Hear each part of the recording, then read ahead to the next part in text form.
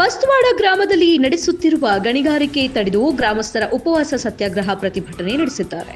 ಹೌದು, ಬೆಳಗಾವಿ ಜಿಲ್ಲೆ ರಾಯಬಾಗ ತಾಲೂಕಿನ ಬಸ್ತವಾಡ ಗ್ರಾಮ ಪಂಚಾಯಿತಿ ವ್ಯಾಪ್ತಿಯಲ್ಲಿ ನಡೆಯುತ್ತಿರುವ ಗಣಿಗಾರಿಕೆ ಸರ್ವೆ ನಂಬರ್ 102ರ 8 ಎಕರೆ ಜಮೀನಿನಲ್ಲಿ 10 ವರ್ಷಗಳ ಅವಧಿಗೆ ಗಣಿ ಮತ್ತು ಭೂವಿಜ್ಞಾನ ಇಲಾಖೆ ಹಾಗೂ ಮಾನ್ಯ ಜಿಲ್ಲಾಧಿಕಾರಿಯವರ ಆದೇಶದಂತೆ ತರಡೆ ಬ್ರದರ್ಸ್ ಗುತ್ತಿಗೆ ಪಡೆದು ಗಣಿಗಾರಿಕೆ ನಡೆಸುತ್ತಿದ್ದಾರೆ. ಗಣಿಗಾರಿಕೆ ನಡೆಯುತ್ತಿರುವ ಪ್ರದೇಶದ ಸುತ್ತಮುತ್ತಲೂ ಇರುವ ಮನೆಗಳು, ಶಾಲಾ ಕಟ್ಟಡ ಶಿಥಿಲಗೊಳ್ಳುವ ಸಾಧ್ಯತೆ ಇದೆ ಎಂದು ಮುಖಂಡ ಸುನೀಲ ಕಾಂಬಳೆ ಆಕ್ರೋಶ ವ್ಯಕ್ತಪಡಿಸಿದರು.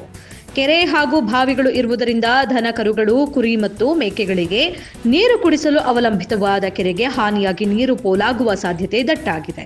ಗಣಿಗಾರಿಕೆ ವಿರೋಧಿಸಿ ಉಪವಾಸ ಸತ್ಯಾಗ್ರಹ ಮತ್ತು ಪ್ರತಿಭಟನೆ ಮಾಡುತ್ತಿರುವ ಗ್ರಾಮಸ್ಥರು ಗಣಿ ಮತ್ತು ಭೂವಿಜ್ಞಾನ ಇಲಾಖೆ ಹಾಗೂ ಮಾನ್ಯ ಜಿಲ್ಲಾಧಿಕಾರಿಗಳು ತಮ್ಮ ಆದೇಶವನ್ನು ರದ್ದುಪಡಿಸಬೇಕೆಂದು ಆಗ್ರಹಿಸಿದರು.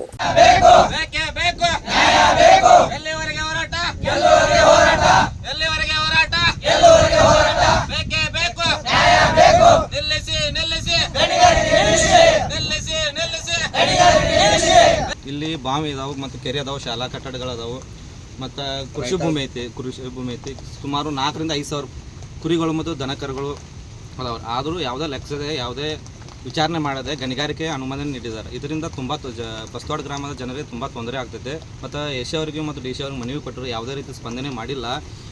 ನಾವು 16ನೇ ತಾರೀಕು ಮಾನ್ಯ ತಹಶೀಲ್ದಾರ್ ಅವ್ರಿಗೆ ಉಪವಾಸ ಸತ್ಯಾಗ್ರಹ ಕೈಗೊಳ್ತೇವೆ ಅಂತೇಳಿ ಮನವಿ ಕೊಟ್ಟಿದ್ದು. ಆದರೂ ನಾವು ಬೆಳಗ್ಗೆ 9 ಗಂಟೆಯಿಂದ ಇನ್ನೂವರೆಗೂ ಸತ್ಯಾಗ್ರಹ ಮಾಡತ್ತು. ಆದರೂ ಇನ್ನೂವರೆಗೂ ಇಲ್ಲಿ ಯಾರೂ ಅಧಿಕಾರಿಗಳು ಒಬ್ಬರು ಸುಳೋದಿಲ್ಲ. ಮತ್ತು ಯಾವ ಅನಾಹುತ ಆದರೂ ಭೀ ಅವರ ಜವಾಬ್ದಾರು.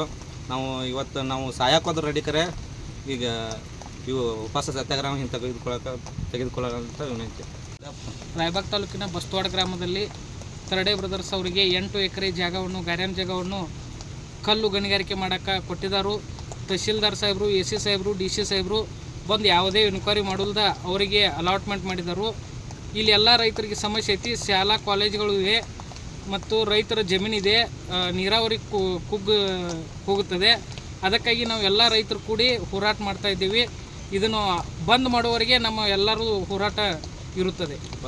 ಗ್ರಾಮ ಪಂಚಾಯತಿಯನ್ನು ಟ್ರಾವ್ ಕೊಟ್ಟಿದ್ದೇವೆ, ಡಿ ಸಿ ಸಾಹೇಬ್ರಿಗೆ ಕೊಟ್ಟಿದ್ದೇವೆ ರೀ, ತಹಶೀಲ್ದಾರ್ ಸಾಹೇಬ್ರಿಗೆ ಕೊಟ್ಟಿದ್ದೇವೆ ರೀ, ಎ ಸಿ ಸಾಹೇಬ್ರಿಗೆ ಕೊಟ್ಟಿದ್ದೇವೆ ರೀ. ಯಾವುದೂ ಕ್ರಮ ಬಂದಿಲ್ಲ ರೀ. ಇನ್ನೂವರೆಗೆ ಯಾವುದೂ ರಿಪ್ಲೈ ಬಂದಿಲ್ಲ, ಯಾವುದೂ ಬಂದಿಲ್ಲ.